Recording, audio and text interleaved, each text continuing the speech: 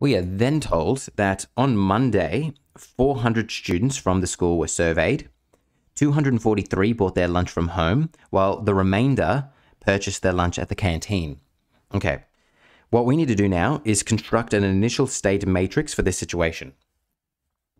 All right, so what we're going to do is we're going to go, our initial state is going to be this. Now, the way that I've constructed my transition matrix here, I had H then C. So that's what I'm going to do here. I'm going to have H then C.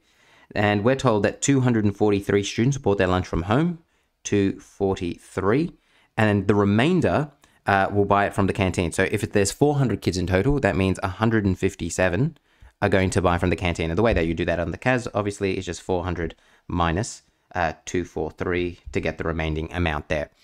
Perfect. So there is our initial matrix. We then go to part C here, which says, how many students do you expect to buy their lunch from the canteen on Tuesday?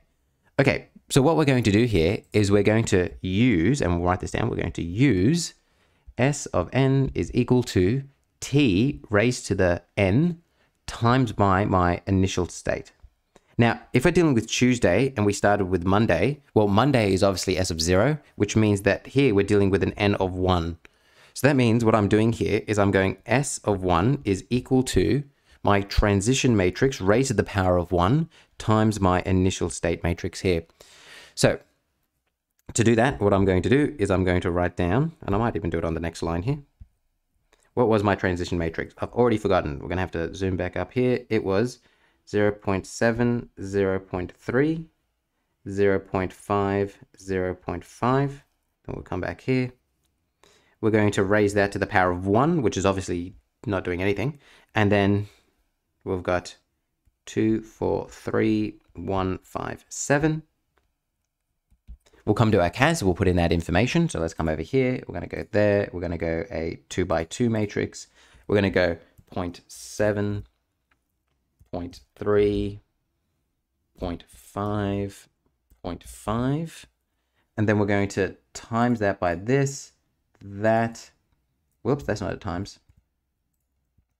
And this will be 243.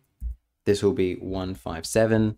I don't have to raise this to the power of 1 because, you know, raising something to the power of 1 isn't changing anything at all. So if I do this, this is what I'm going to end up with. So let's write that down. I'm going to end up with 248.6 and 151.4. And that is my H and C.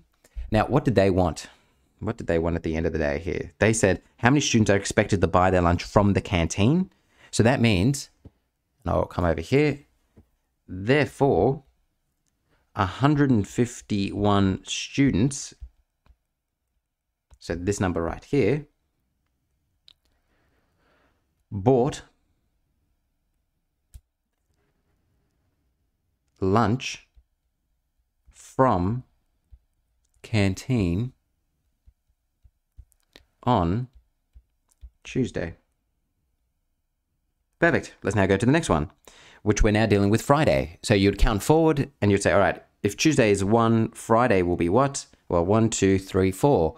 It will be n is equal to 4.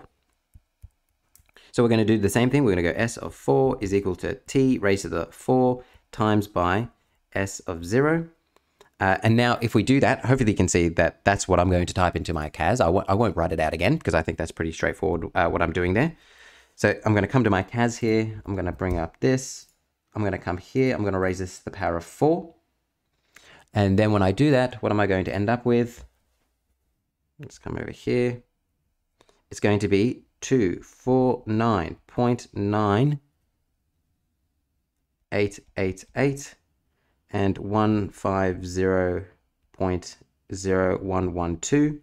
We want the amount of kids that are going to the canteen, do we not? The canteen, so it will be 150 kids going to the canteen this time. So let's write that down here. Therefore, 150 students bought lunch from canteen on Friday. Perfect. So we have now answered that question there.